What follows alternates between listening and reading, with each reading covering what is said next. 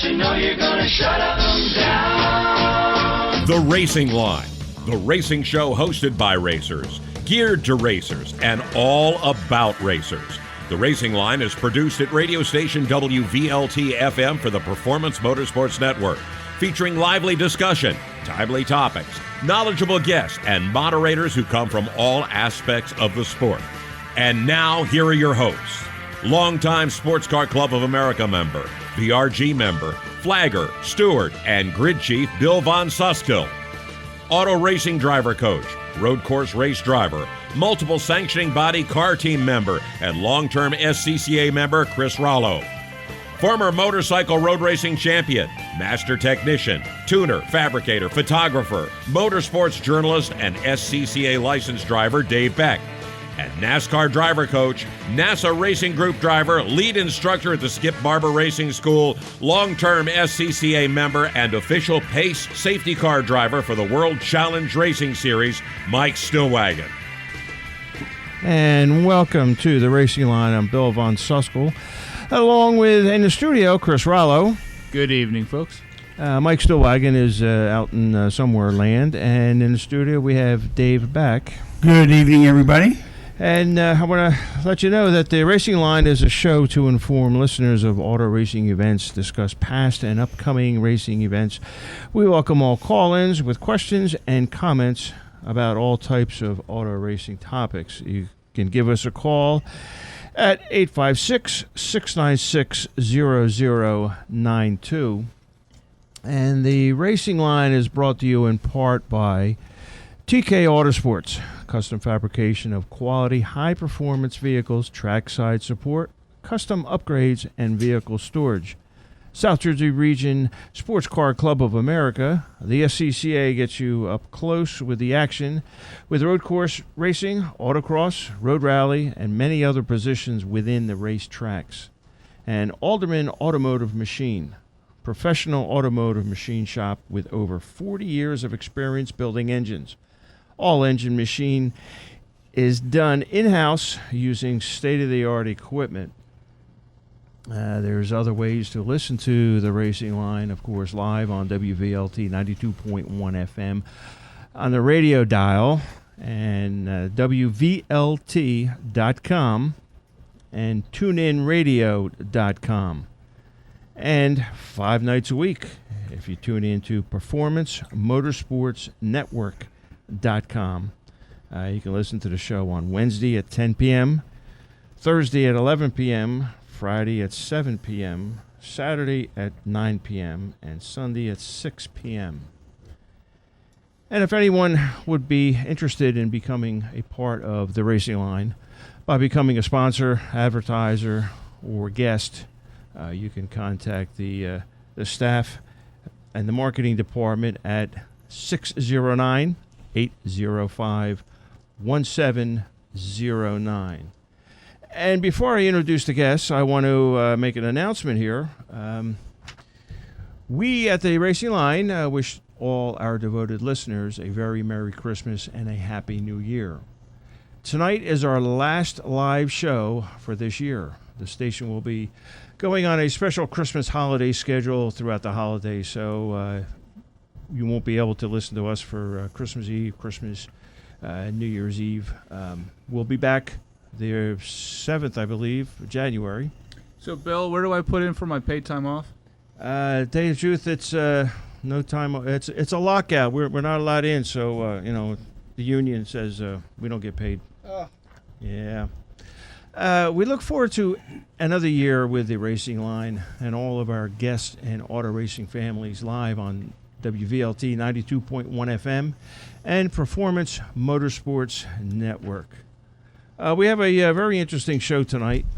We have representatives from AER, American Endurance Racing Group, John Kelsey. I'm going to butcher these names up, and Ed Tatios. You're going to have to correct me on those names when we come on.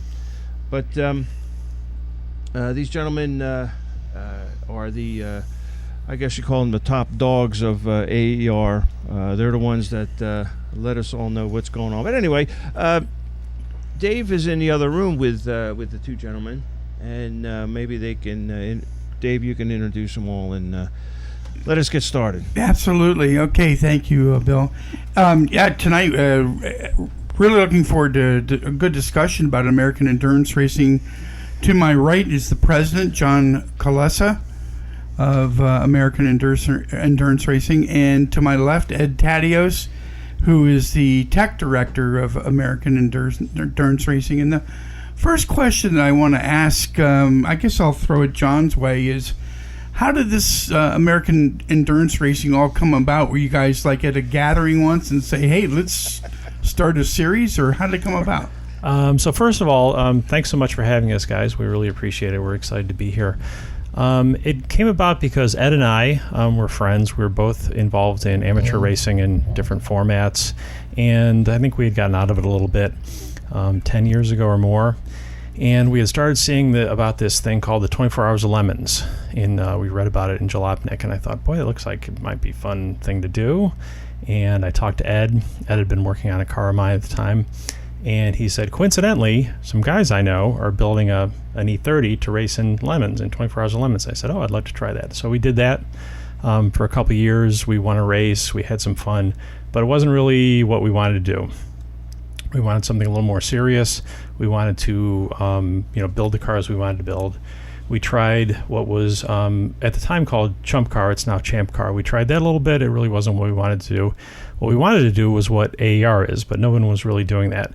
We wanted a racing series where we could race more serious built race cars, have more experienced drivers, and something what AER is, and nobody was doing that. So we thought, well, we'll start that. Very good. And so, Ed, you're the tech director. What do you look at when you tech inspect a car for American Endurance Racing?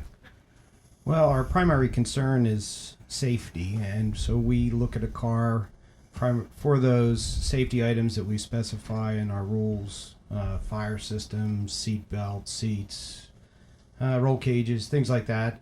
And we're trying to, make sure that our participants are safe. It's a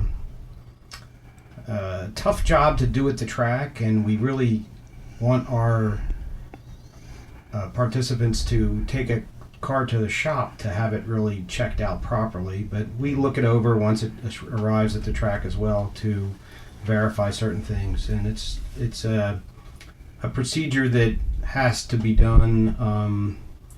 It takes a couple of hours really to do a good tech inspection. So every sanctioning body has a different format, like SCCA has an annual whatnot. Do you do something similar to that, or is it done at the track, or how does it happen?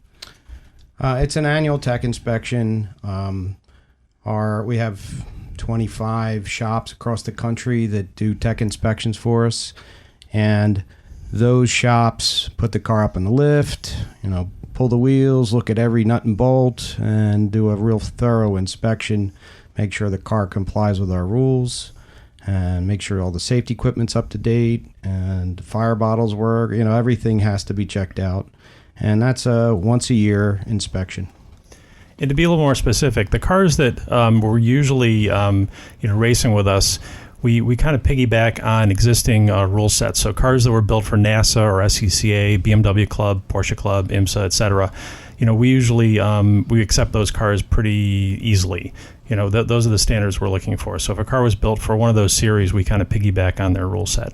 Very good. And so I'm a novice driver. I've done maybe 10 track days with BMW Car Club of America or something like that. And I'm looking at your series, and I'm like, you know what? This looks like a good thing.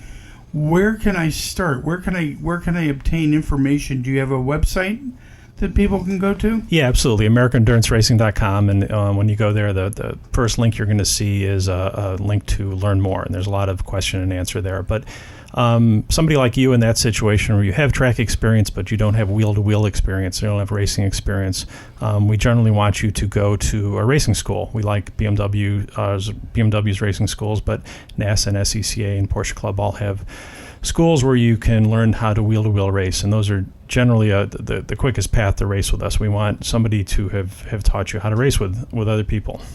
So you're looking for a driver who has done a racing school with one of the sanctioning bodies or one of the well-known training schools. Yeah, that's not the only way to race with us, but that's the best way, we think. Very good. Now, do you guys do anything like for example, BMW Car Club does does track events where it's not really a competition, or at least it's not supposed to be. But do you guys offer anything of that nature? No. So all our events, they're structured as 3-day events. Friday, Saturday, Sunday. Fridays, the morning starts out as an HPD session for those who are registered to race with us. So it's just track practice time. They can go on track with a street car or another race car, a track car, etc. And because we saw that teams were bringing one car to share amongst multiple drivers, so it was hard for them to get track time. So in the Friday mornings, we let the teams go out with, all sorts of cars to get track time. Friday afternoon is also open track, but we use that for qualifying. And then Saturday and Sunday are long races, 8 or 9 hour races on Saturday and Sunday again. So on the Friday sessions, you say street cars. Do these cars have to pass a tech inspection? Do they require a roll cage? They don't require a roll cage. We put eyeballs on them to make sure that they're safe and they're together and they're sound. But it's just it's like any DE session. So no cages. They have to wear safety equipment. They have to wear a helmet and the safety equipment they have, but they don't have to be full-on race cars on Friday morning. So what about a harness? Does it require a 6 points harness or anything? No, not a Friday morning. It's like I said, it's a regular DE session. So it's kind of to get acclimated to the track. Yeah, I mean it's for oftentimes a team will come to a track they've never been to, so we wanted to give them as much track time as we can, and in that way they don't all have to share one car. John, I have a question about your DE during the Fridays sessions. Now you have instructors that they ride with in the car, or do they have spotters more or less? You can bring an instructor out on Friday. All day on Friday, we allow people to take instructors out, even in qualifying. If you're faster with a passenger in your car, I guess that's okay with us. I don't know how you could be, but we allow instructors all day on Friday. Guess it depends on how good the instructor is. Yeah. Very good, a little more ballast or balancing the car out, if you will. I beg your pardon. No, but all jokes aside, I mean it's a really nice time for people to get coaching. So like all day on Friday, people do take advantage of that. And we have a number of race coaches that coach at our events on Friday, and that's part of what they do is they coach people on Friday, and then they race with them on Saturday and Sunday, and give them pointers during racing. I like that format, and in fact, I'll back up to their first event was in 2014. And correct me if I'm wrong, but I believe it was at the Lightning Circuit at New Jersey Motorsports Park. Is that correct? That is. That is correct. And I thought so, but it's been, 7 years now? And one of the gentlemen was there, and it was a great opportunity to meet this guy. And I was always a little apprehensive about approaching a professional driver. Does the name start with an R? It sure does. Randy Probst. And he was fantastic. I mean, we hit it off great. Well, he's a motorcycle kind of guy, too, so that helps. But it was interesting because Randy was going from car to car to car to car and helping teams out and driving for them and showing them what the car was capable of doing. And as a matter of fact, he commented to me that I think I've got it on 2 wheels going through turn 1. Well, turn 1's not an easy turn to shoot photography because on the outside of the guardrail it drops off pretty dramatically. So I managed to get a foothold in there, and I panned him, and sure enough, he's lifting 2 wheels going through turn 1, which is an uphill blind corner that drops off hard to the right, and he had it just dialed in, and even when it was drizzling and raining, there was air between the wheels on the right side of the car. And what a great gentleman he was, he helped so many people out, and I could tell from the beginning of AER, that being their first race, that the camaraderie amongst the racers and the happiness and the way the event ran, I thought for a first-time event, it ran rather smoothly. Ed, what are your comments on that? Well, I agree. Randy's a great gentleman and a big asset to the sport, and he was great in that event. He drove quite a few cars, including one or two that I built, and the one that was up on two wheels was one that I built. So very good.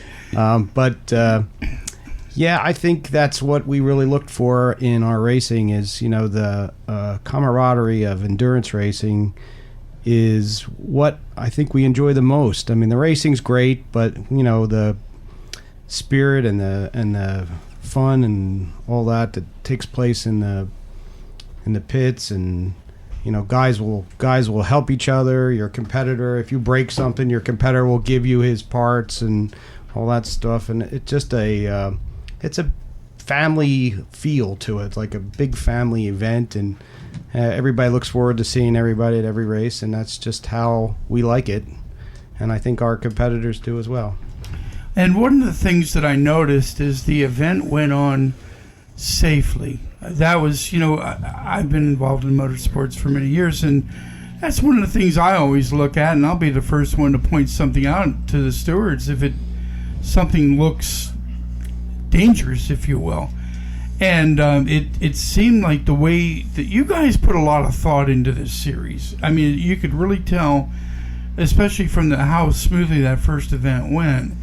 And you have some really unique safety precautions or standards or rules, if you will. Can you kind of go over how you guys conduct a race and so that we can promote the safety part of things?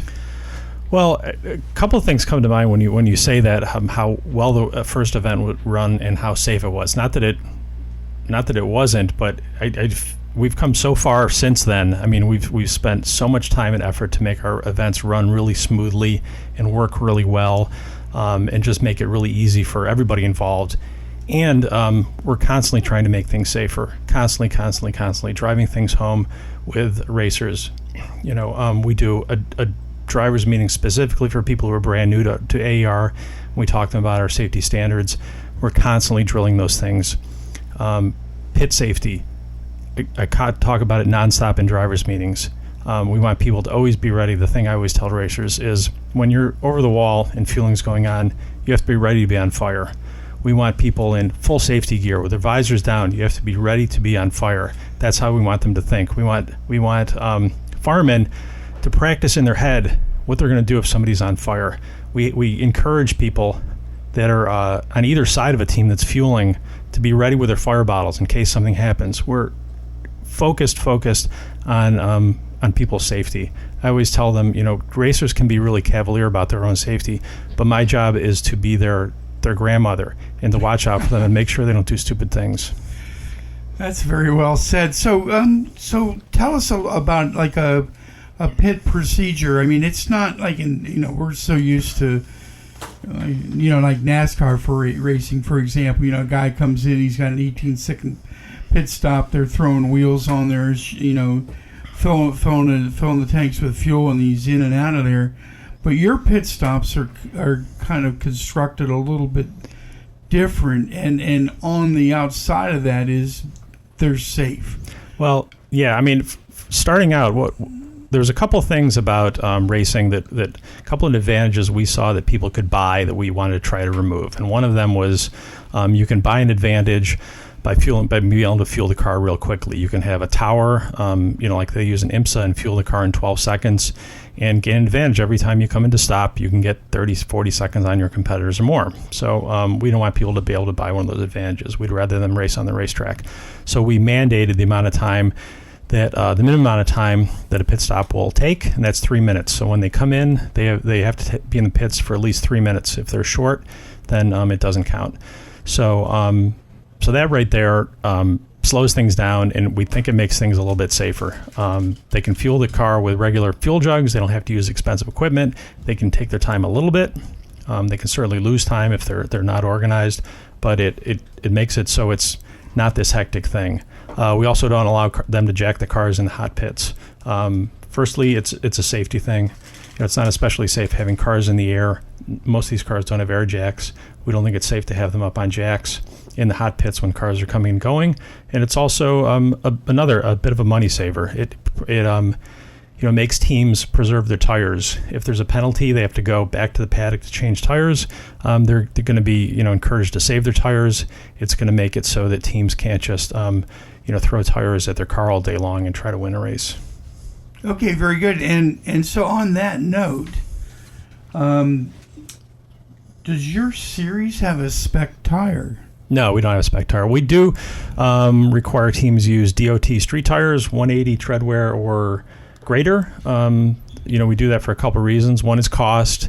Another is to kind of keep the speeds down. It's multi-class racing. There's very fast cars out there, but they can only go so fast on street tires. So, one of the ways we do to compress the field is to, mandate they run on street tires.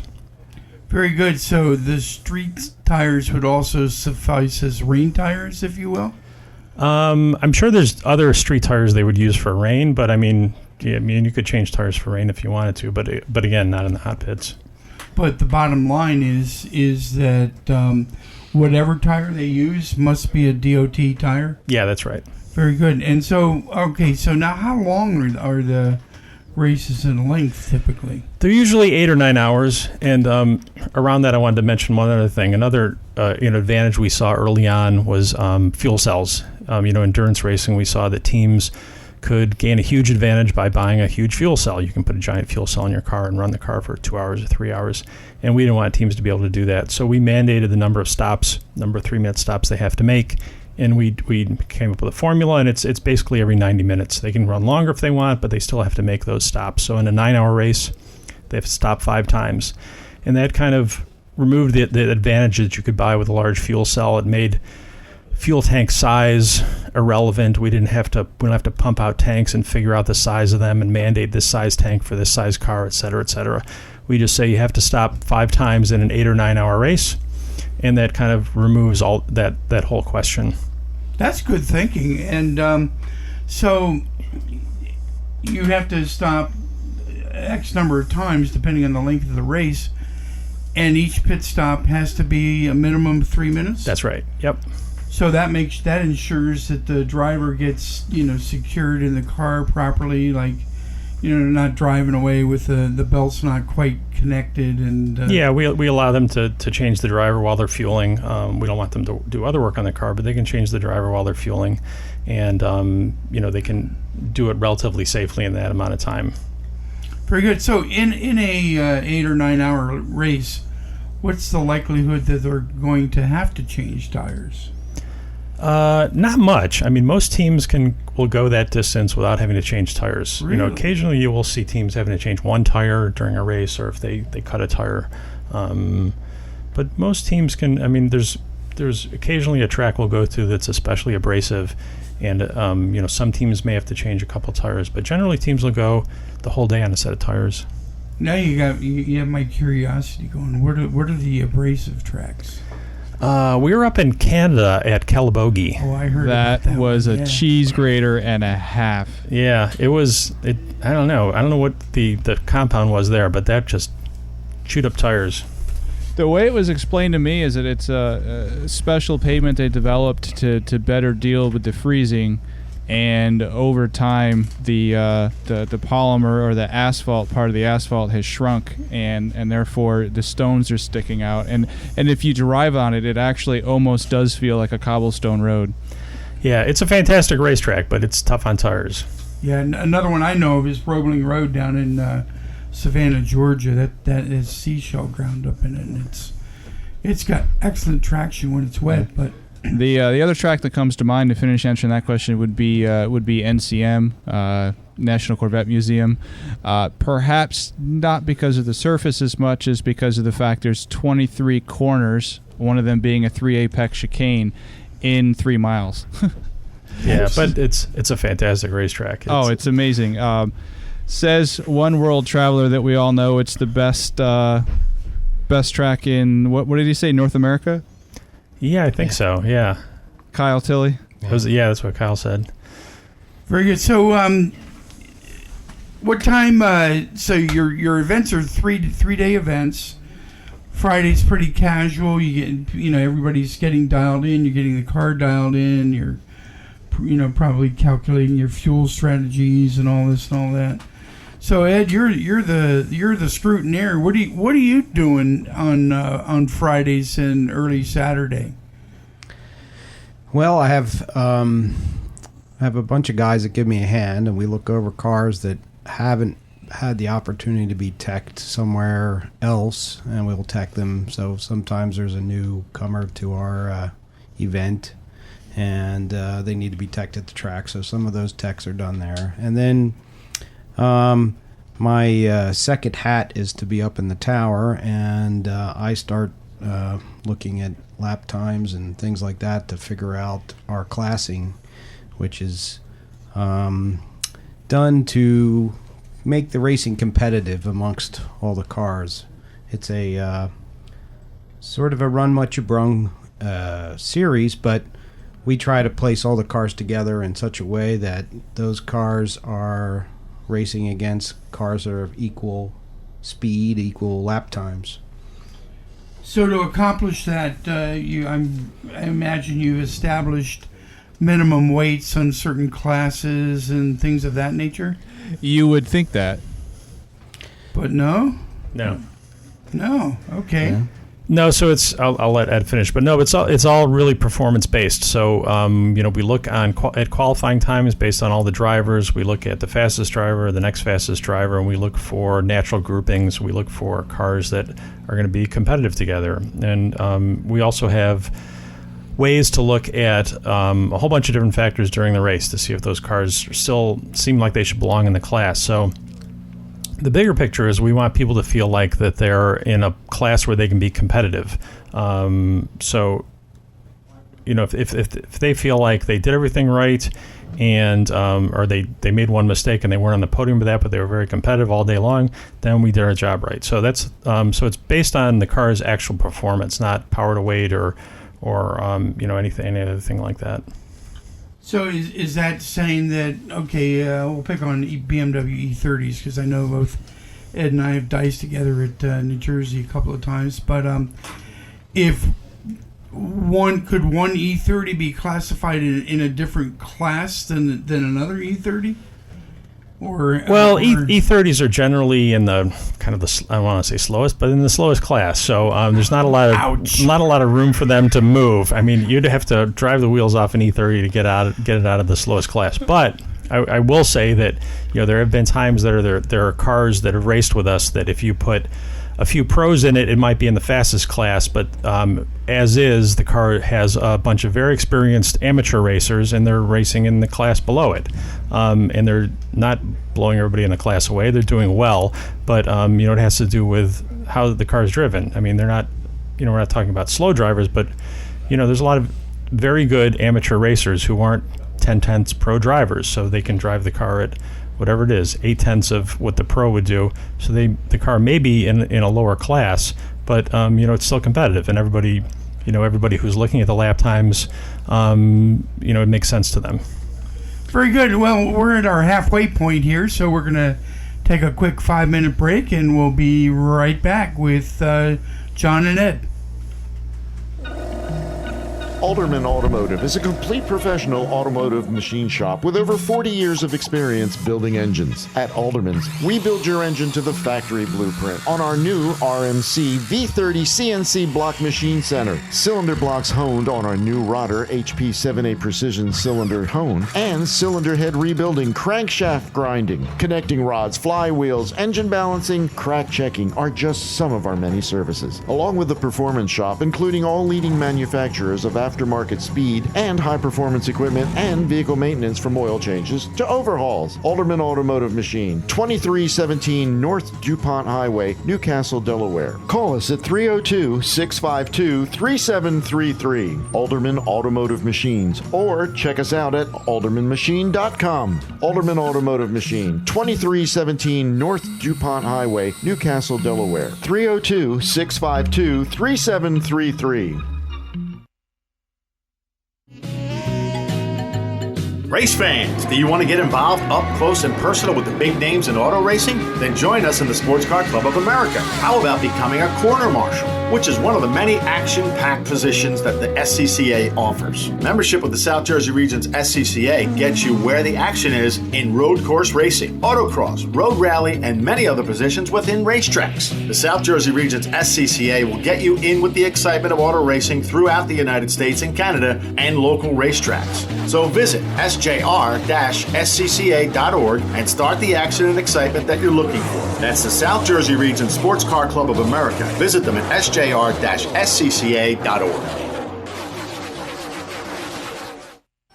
This is TJ Kenny of TK Auto Sports, a racing shop just minutes from New Jersey Motorsports Park in Millville, New Jersey. Here at TK Auto Sports, we specialize in performance upgrades, fabrication, and maintenance for high-performance cars of all makes. We also offer trackside support, transportation, and vehicle storage. Our mission is to help others enjoy the sport as safely and as carefree as possible. Give us a call at 888-978-5506. Check us out on Facebook and online at tkautosports.com. Give us a call to plan your next visit at 888-978-5506. Glasstown Brewing Company, 10 Peterson Street, Millville, New Jersey, 856-327-7770. Glasstown is a local microbrewery owned and operated by local people. Visit the brewery for a guided tour of the beer brewing process and taste the latest brew. They have over a dozen of their own different microbrews on tap at any time. And Glasstown beer can be found in over 25 locations throughout the Delaware Valley. Glasstown Brewery is located in the Millville Airport, 10 Peterson Street, Millville, New Jersey. Phone 856-327-7770 or visit www.glasstownbrewingcompany.com and on Facebook for brewery tour and tasting room hours. While at the brewery, take home a growler and enjoy with family and friends. Glasstown Brewing Company is the official microbrewery of the South Jersey Region Sports Car Club of America and the South Jersey Cruisers Association. The Racing Line, another great reason to get back in your garage and work on that race car. Now back to Bill, Chris, Dave, and Mike.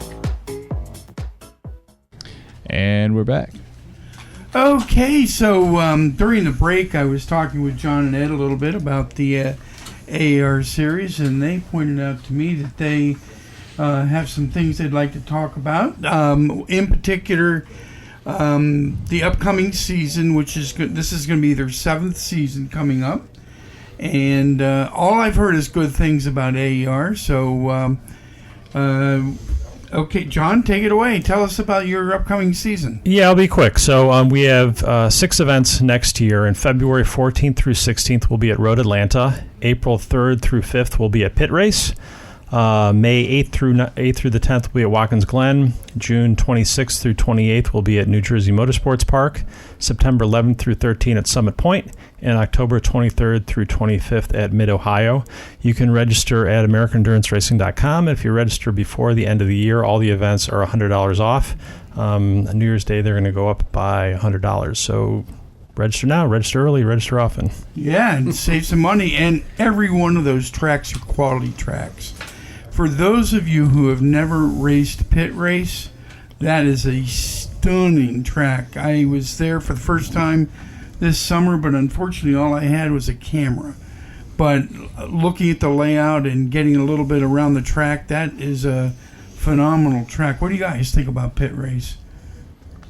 I was there for the first time with our race, and I totally enjoyed it. Very top class facility, very fun to drive. It had a good rhythm to it, and it was challenging, so it was really good. About 600 feet of elevation change, and yeah, it's a great racetrack. They've done a really great job with it. For us, it's always nice when we go someplace and they have really nice facilities. They have a very nice timing and scoring and registration classroom building. It makes running a race so much easier and nicer than having to do it outdoors. So yeah, we love going there. So it's going to be nice to go back there next year.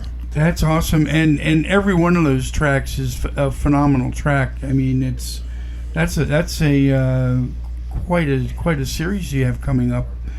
Guys, if you're thinking about racing, I think this is a good club to look into. So now, the other thing you pointed out during the break, John, was some of your technology that you're using in AER. Yeah, so when we started, we had a desire to know who was in the race car, and the pros do it with a fancy transponder system, and we knew we couldn't, require amateurs to purchase that. So we tried to think of another way we could do that, so we know who's in the car, and we came up with using an RFID system. So we designed and built and tested our own RFID system. So it works by, we put a little sticker, a little RFID tag sticker on every helmet and on every windshield. And at pit in and pit out, there's antennas that hang over the racetrack, and cars just roll underneath them like Easy Pass. And it reads the car and it reads the driver, and it sends that information up to the cloud, and it pairs them and allows us to do all sorts of really cool things. First and foremost, when you look on Race Hero Live Timing and Scoring, it tells you who's in the car all the time. But it allows us to keep track of infractions. We can log things to specific drivers because we know who's in the car. We keep track of people's laps. We have the AAR 1,000 Lap Club. When people get to 1,000 laps, they get a pin. What else do we do with laps? We have, people can. I'm sorry, I stepped over Ed. We have a page in our system where people can go and see their full stint details, so they can get all their lap times. And they can share that to Facebook. So we do all sorts of stuff with that, and it's really been a great asset to the series.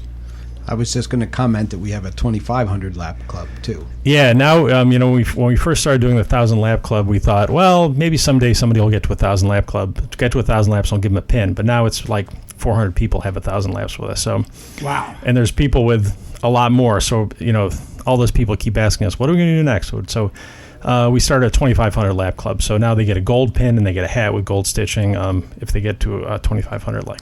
You know what, John? It just dawned on me. I totally dropped the ball. I should have asked you to bring my. Yeah, I know. I didn't know you were going to be here, but yeah, I have a hat and a pin for you.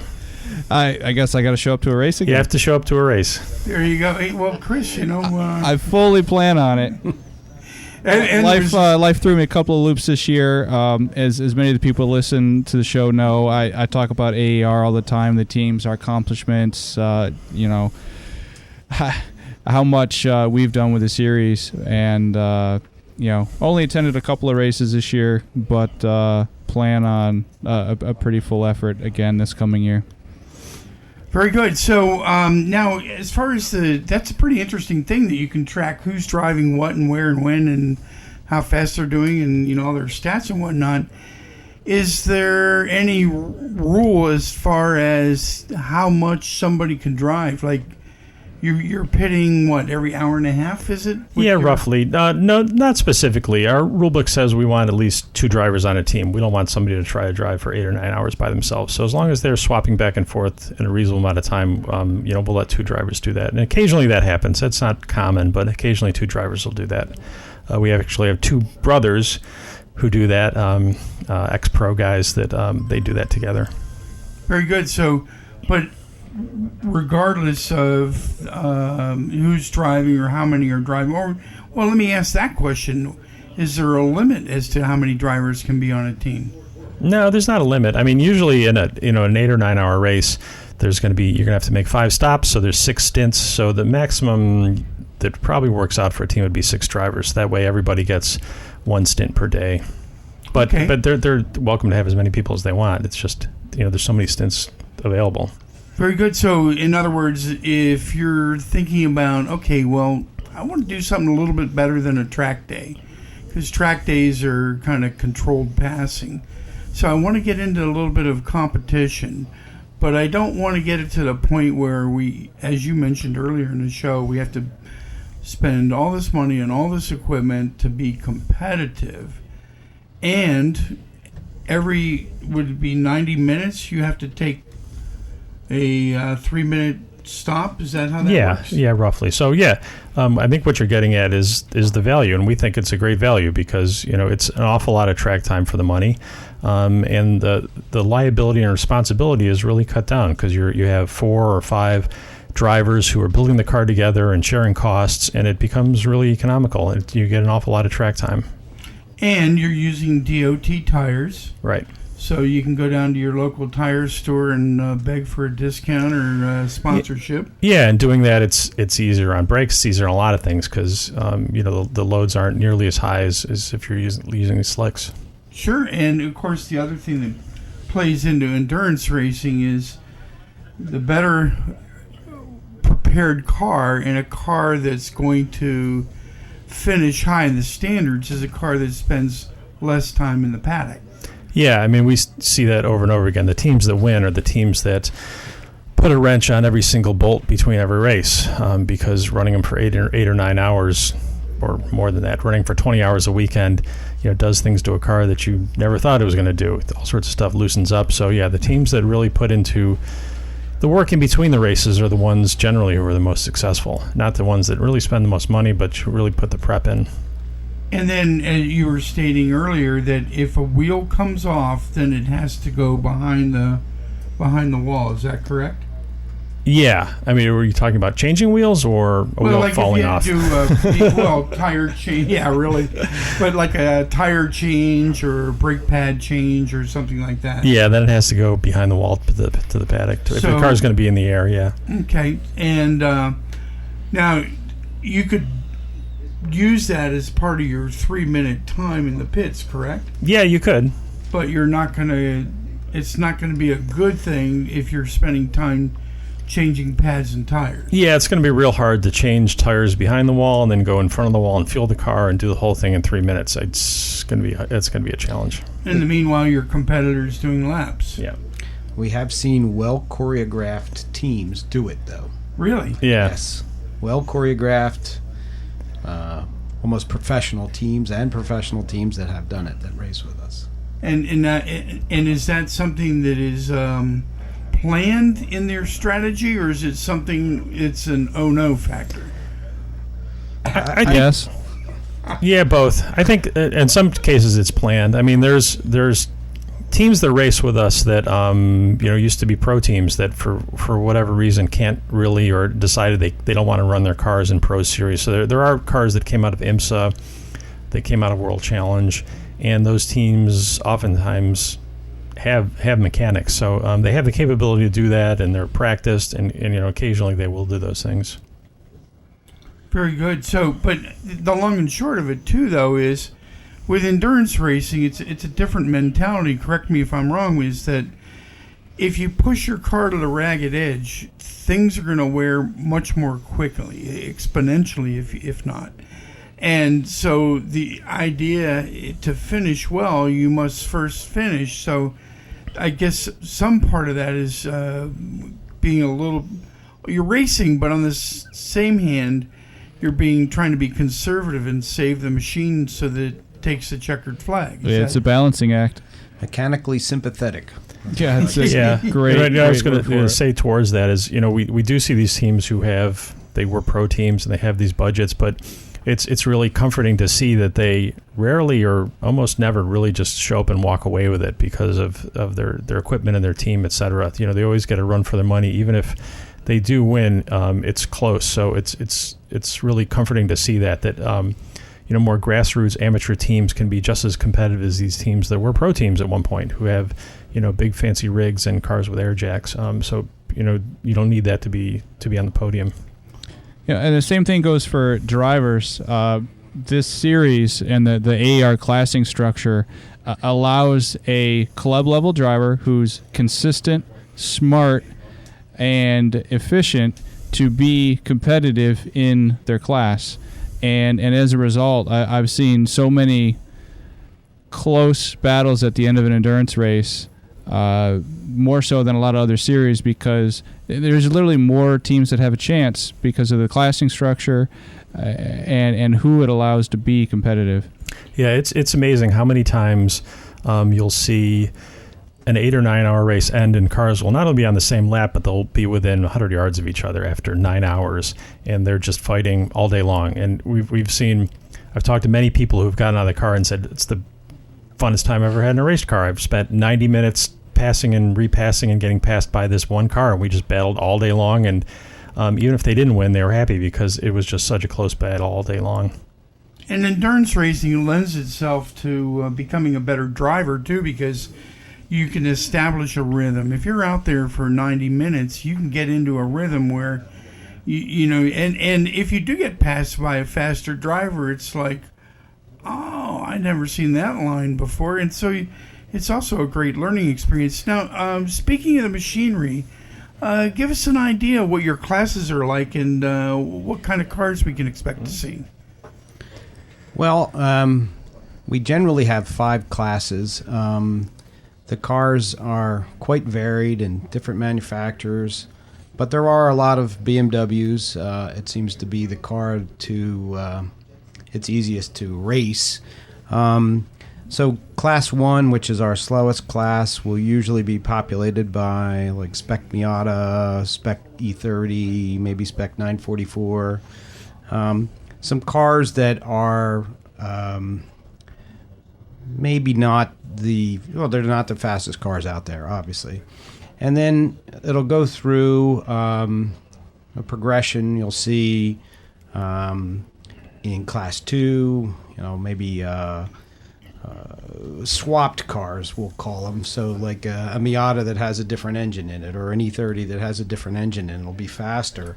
So it goes up through, we have Volkswagens in classes, front-wheel drive cars here and there. We've got a Honda Fit that comes race with us.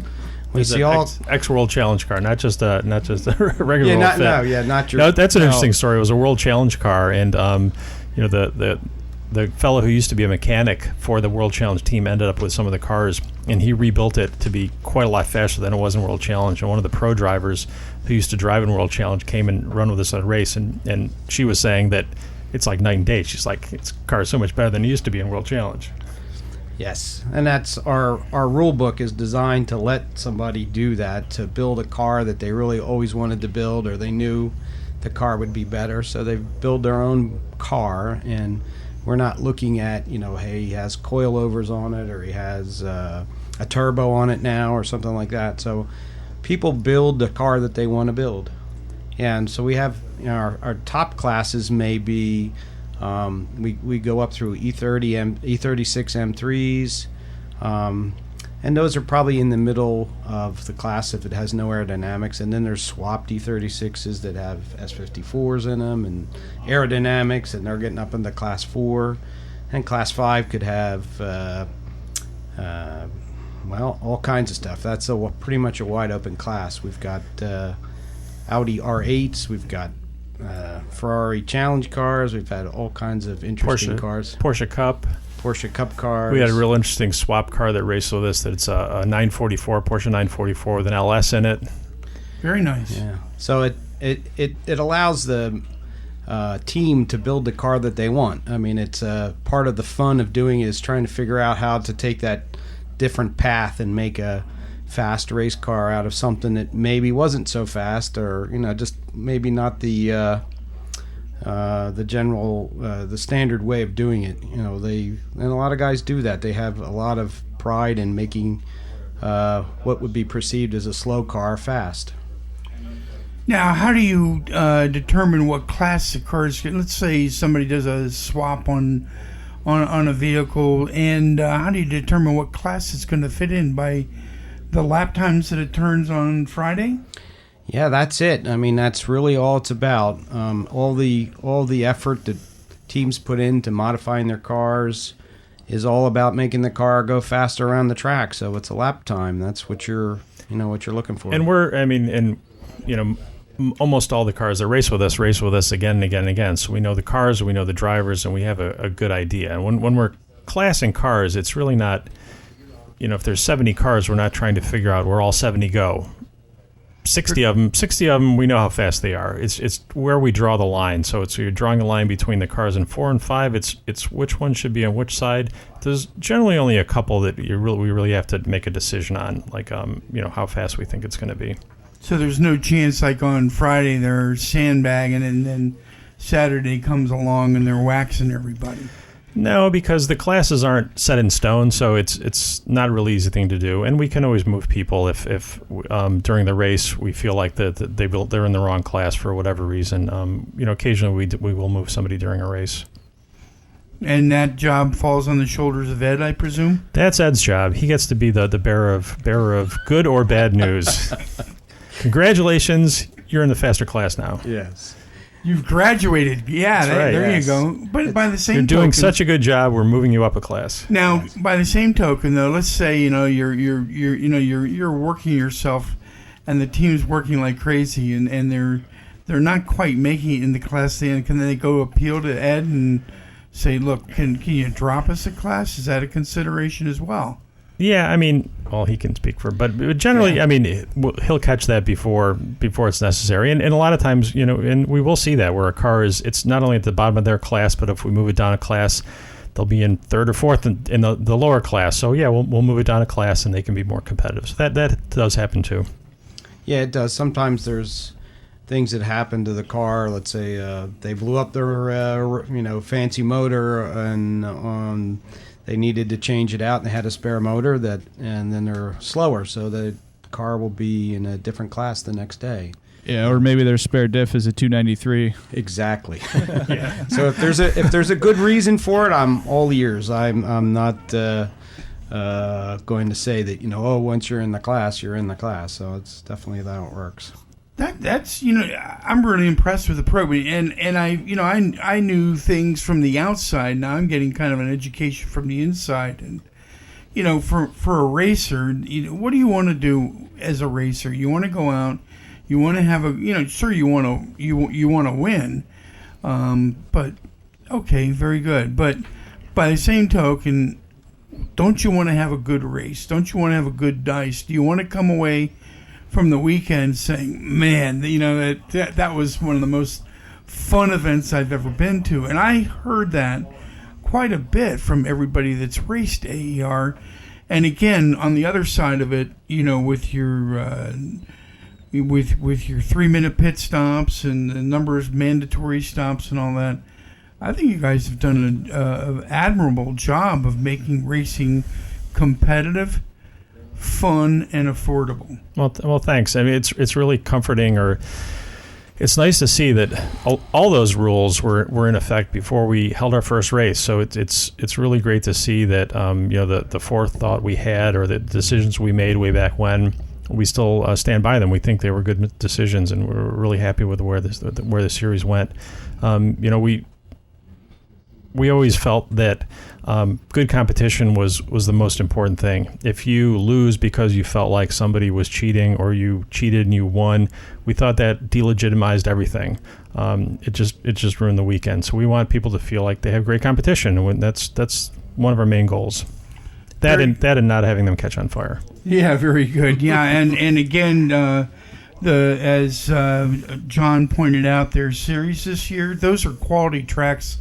Anybody who's listening, those tracks are some of the best in the country, and several of them have gotten great acclaims from professional drivers as well, Mid-Ohio being one of them. So any last things you want to... We got about a minute and a half here, John and Ed. Why don't we reiterate how to contact you guys and wrap up the show for us? Yeah, go to AmericanEnduranceRacing.com. There's lots of information there. There's links to our social media and all that stuff like that. We have a very active Facebook group. If you're on Facebook, join our group. It's a really great place. It's a fantastic community on our Facebook group. Ed? Yeah, I think that's our friends and people that we race with. They are very. We have a very lively Facebook group, and it's fun. We get a lot of comments after the races, and it's enjoyable. And yeah, come race with us. The whole idea is to come out and have some fun. And Ed technically is superb. I mean, I've known him for a number of years, and he can swing a wrench or two, and he comes up with some interesting combinations as well. So I want to thank both of them for having spent some time with us, and we're ready to wrap it up for night. So go American Endurance Race. That's right. And Ed and John, I want to thank you myself for being here. Very interesting, very enlightening. It sounds like a lot of fun. Thank you, guys. A lot of fun, and good luck for the upcoming year.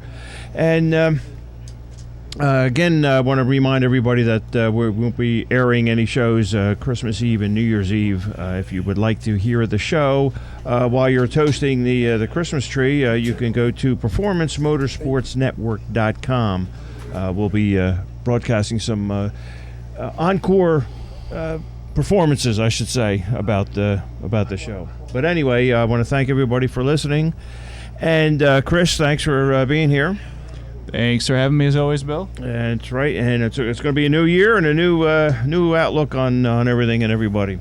All right, I want to thank everybody, and just remember one thing: if you're not having fun, you're probably doing it wrong. All right, everybody. Good night. We'll talk to you. We'll talk to you next year. Have a good night, everyone. Good night. Race fans, do you want to get involved up close and personal with the big names in auto racing? Then join us in the Sports Car Club of America. How about becoming a corner marshal, which is one of the many action-packed positions that the SCCA offers? Membership with the South Jersey Region's SCCA gets you where the action is in road course racing, autocross, road rally, and many other positions within racetracks. The South Jersey Region's SCCA will get you in with the excitement of auto racing throughout the United States and Canada and local racetracks. So visit sjr-scca.org and start the action and excitement that you're looking for. That's the South Jersey Region Sports Car Club of America. Visit them at sjr-scca.org.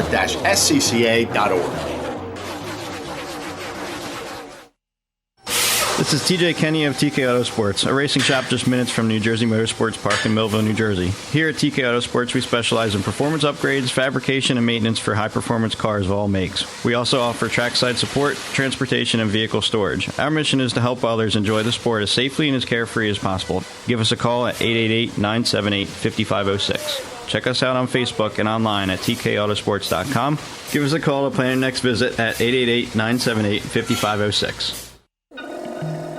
Alderman Automotive is a complete professional automotive machine shop with over 40 years of experience building engines. At Alderman's, we build your engine to the factory blueprint on our new RMC V30 CNC block machine center. Cylinder blocks honed on our new Rotter HP 7A precision cylinder hone, and cylinder head rebuilding, crankshaft grinding, connecting rods, flywheels, engine balancing, crack checking are just some of our many services. Along with the performance shop, including all leading manufacturers of aftermarket speed and high-performance equipment and vehicle maintenance from oil changes to overhauls. Alderman Automotive Machine, 2317 North DuPont Highway, Newcastle, Delaware. Call us at 302-652-3733. Alderman Automotive Machines, or check us out at aldermanmachine.com. Alderman Automotive Machine, 2317 North DuPont Highway, Newcastle, Delaware. 302-652-3733.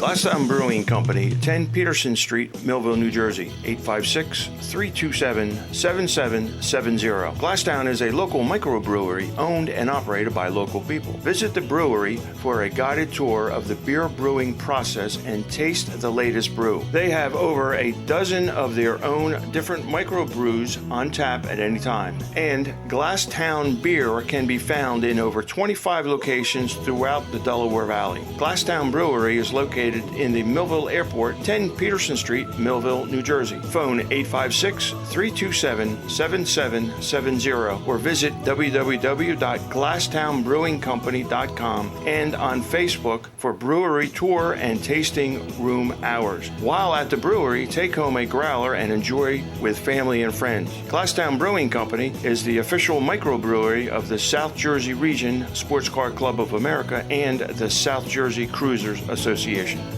Hey, little Cobra, don't you know you're gonna shut 'em down? The Racing Line. Racers talking racing. The Racing Line is produced at radio station WVLT FM, Vineland, New Jersey. Executive producer Bill Von Suskill. This content is wholly owned by The Racing Line and may not be copied, reproduced, rebroadcast, podcast, or used in any way without the express written permission of the show's owners.